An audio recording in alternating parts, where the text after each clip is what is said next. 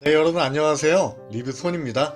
자, 오늘은 오컬트 무비 요로나의 저주를 리뷰할까 합니다. 사실 저는 이 영화 예고편을 보고 좀 실망할 가능성이 상당히 높겠는데 좀 이렇게 판단을 했거든요. 그래서 좀 안 보려고 했는데요. 자, 우리나라 관객 팬층이 상당히 두터운 제임스 완이라는 그 감독님의 또 제작자로 참여하는 영화이다 보니까 또 이 영화를 기대를 하고 보러 가시는 분들이 또 제법 계시겠구나 라는 생각이 들어서 리뷰를 하게 되었습니다. 자, 결론부터 좀 말씀드릴게요. 이 영화는 제임스 완 감독님의 평판을 깎아먹는 영화입니다. 왜 이 작품의 제작을 결정하셨는지 좀 이해가 도대체가 되지가 않네요. 다른 말로 좀 다시 평을 드리면요, 신선함이라고는 단 1%도 찾아볼 수 없는 작품입니다. 바로 이 영화 전에 조던 필 감독의 어스가 워낙 신선했기 때문에 더 그렇게 느껴질 수도 있겠지만요, 너무 무성해요. 이 영화는 그냥 여러분들이 지극히 익숙하게 아주 반복을 해와서 봐왔던 그런 붕어빵식 공포물에 속하는 영화라고 보시면 되겠습니다. 저는 이제 이런 영화들을 그 반사신경에 의존하는 공포물이다 이렇게 저는 표현을 하거든요. 왜 이렇게 표현을 하냐면요, 어떤 분위기라든지 치밀한 연출에 의해서 관객들을 긴장시키고 공포감을 조성하는 것이 아니라 말 그대로 반사신경, 갑자기 점프컨으로 눈앞에 귀신이 나타나게 한다든지 갑자기 큰 소음을 나게 한다든지 이런 식인 거죠. 이거는 공포가 아니라 그냥 놀래키는 거죠. 반사신경에 의해서. 이런 공포 영화들이 굉장히 많죠. 굉장히 무성의한 연출이라고 볼 수 있습니다. 이런 영화들의 특징이 또 개연성이라든지 여러가지 관객들에게 공감대를 일으키지 못하는 설정들을 막 남발하죠. 이 영화도 그런데요, 좀 예를 몇 가지만 좀 들어드릴게요. 어둠 속에서 나타나는 요로나로 인해서 이 사회복지사 애나의 그 자식들이 굉장히 놀라게 되고 애나도 공포에 떨게 되잖아요. 그러면 당연히 밝게 하려고 불도 켜고 촛불도 켜고 저녁에는 그렇게 하잖아요. 근데 훤한 대낮에 커튼이랑 커튼은 다 치고 온 집안을 어둡게 만들어 놓고 지냅니다. 말이 안 되죠, 이게. 그냥 어두운 분위기를 연출하기 위해서 그냥 어거지로 그냥 이런 설정을 하는 거죠. 이런 식의 그 설정들이 굉장히 많습니다. 또 요로나가 아이들을 어찌 보면 쉽게 데려갈 수가 있음에도 불구하고 또 쉽게 죽일 수가 있음에도 불구하고 별다른 설명 없이, 그러니까 예를 들자면 뭐 요로나가 아이들을 데려가려면 이러이러이런 단계가 필요하다든지 아니면 며칠이 필요하다든지 어떤 관객들에게 어떤 충분한 설명도 없이 그냥 시간을 끌어요. 요로나가 아이들을 잡아갈 수 있음에도 불구하고, 엄청난 능력을 갖고 있음에도 불구하고 아이들 데려가지를 못합니다. 결국은 주술사가 올 때까지 기다려주는 꼴이에요. 너무 뻔하죠. 그리고 불꽃나무의 씨앗이라고 해서 이 집안에 이 주술사가 씨앗 가루들을 쫙 뿌려서 일종의 그 저지선이죠. 저지선. 이 씨앗을 그 요로나가 못 넘어오기 때문에 이 씨앗을 망가뜨려서는 안 된다라는 것을 설정으로 주어요. 그러면 요로나한테 당해서 공포감이 휩싸여 있는 이 가족들인데 굳이 여자아이가 엄청나게 애착을 가졌던 인형도 아닌데도 인형을 가져오겠다고 결국에는 씨앗을 망가뜨려요. 이 요로나를 들어오게 하기 위한 설정을 만들기 위해서 그냥 억지로 갖다 붙여놓는 거죠. 너무 익히 봐오고 익히 우리가 이렇게 반복적으로 봐왔던 그런 장면들이에요. 뭐 욕조에서 여자아이가 물속으로 끌려 들어간다든지 이런 장면들은 정말 너무도 많이 봐왔던 장면들이죠.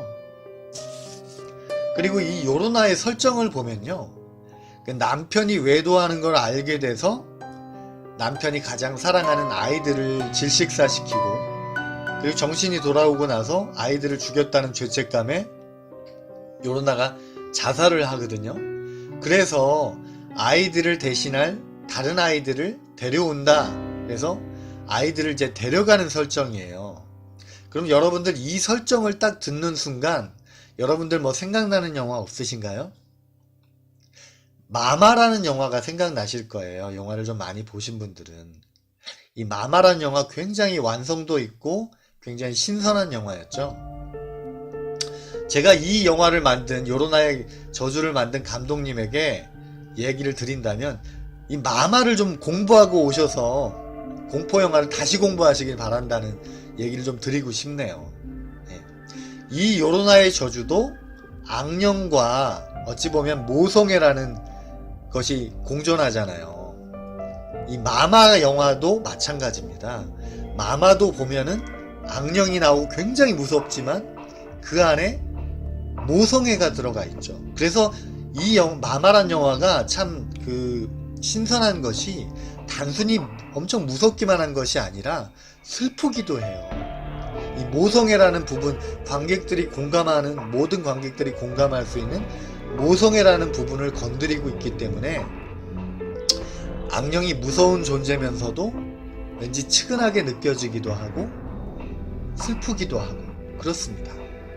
근데 이 요로나의 저주는 이 악령에 대한 그 깊이가 너무 없어요. 단순하다 보니까 그냥 막 아이들 괴롭히고 이러다가 주술사가 던진 나무 십자가에 그 애나가 휘두른 그 십자가에 가슴이 찔려서 그냥 죽고 끝납니다. 너무 단순하고요. 그 캐릭터의 깊이가 너무 없어요. 그래서 제가 마마를 좀 공부하고 오십시오 라고 이런 얘기를 드렸던 이유가 마마라는 영화는 악령이 아이들을 죽이는 것이 아니라 아이들에 대한 집착으로 아이들을 5년 동안 그 산속에서 애들을 먹여 살리잖아요. 이 요로나의 저주도 보면 그 아이들에 대한 요로나라는 그 악령이 들기 전에 요로나는 아이들을 끔찍히 사랑했던 엄마잖아요.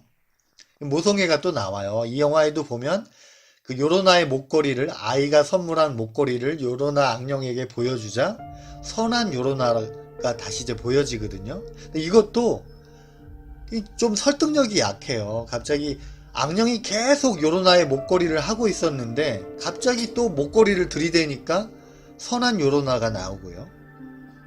또 거울이 나타나니까 또 악령으로 다시 변해요. 그리고 아이들을 죽이려고 합니다. 아이들을 데려가는 설정인데 아이들을 죽이려고 해요. 뭐 죽여서 아이들을 데려간다 뭐 이런 설정인지는 모르겠지만 모성애라는 부분을 좀 더 이 영화에서 이렇게 비중 있게 다루려면 마마의 설정으로 갔었어야 되죠. 악령이 아이들을 사랑하는 거죠. 집착을 하고. 그 과정 속에서 그 관객들도 악령이지만 모성애에 대한 공감대를 느낄 수 있는 부분이 있었으면 이 영화가 훨씬 더 신선한 영화로 보여졌을 텐데 이 영화는 그냥 우리들이 익히 봐왔던 그런 여러가지 그 무서운 장면들을 그냥 아까 제가 말씀드린 것처럼 그냥 반사신경에 의존하는 놀래키기 전략으로만 일관하고 있다는 겁니다. 그러니까 영화가 끝났을 때 전혀 여운도 남지 않고요. 그 요로나라는 괴물 자체가 그렇게 대단해 보이지도 않고 깊이 있어 보이지도 않습니다. 엄마로 보이지도 않고요. 그러니까 이 영화는 재미있는 영화가 될 수가 없는 겁니다. 이 영화에 대한 또 조금 재미난 얘기를 좀 드리면요. 이건 좀 여담인데요. 이 영화 보시면은 제임스 완 감독님이 좀 제작자다 보니까 그 에나벨 인형 또 에나벨 시리즈에서 나왔던 신부님이 등장을 하고요. 에나벨 인형 장면이 잠깐 나옵니다. 근데 여러분 이 에나벨 영화라는 것 자체가 공포 장르에 좀 맞아야 되다 보니까 되게 섬뜩하게 인형을 바꾼 거고요. 사실은 실제 악령이 들린 인형은 굉장히 귀여운 인형이고요. 이 영화에서 인형을 가져오려고 하고 인형을 항상 안고 다니는 이 어린 소녀의 그 인형이 실제 에나벨 인형과 많이 닮아 있습니다. 이거는 제가 볼 때는 조금 의도적인 설정인 것 같아요. 그러니까 에나벨 인형이 두 개가 등장하는 거죠. 실제 영화 속에 등장했던 섬뜩한 에나벨 인형과 실제 에나벨 인형의 이미지를 따온 아이의 인형이, 두 에나벨 인형이 이 영화 속에 나온다. 좀 그거는 좀 재밌게 좀 여러분들이 좀 보실 수 있을 것 같아요. 자, 하여튼 이 영화의 평점은 10점 만점에 3점입니다. 굉장히 무성의하고 붕어빵 찍어내듯 찍어낸 영화다. 그리고 신선함이라고는 찾아볼 수 없는 영화였다. 더군다나 최근에 조던 필 감독의 어스가 워낙 신선함을 보여줬기 때문에 이 영화가 상대적으로 더 무성의하게 느껴지는 부분도 있겠지만요, 그렇게 재미난 영화라고 여러분들에게 추천을 드릴 수 없는 영화다, 이렇게 결론을 내겠습니다. 자, 다음에도 더 좋은 영화로, 좀 있으면 이제 또 엔드게임도 개봉을 하겠네요. 자, 여러분들에게 또 새로운 영화로 찾아뵙도록 하겠습니다. 여러분 감사합니다.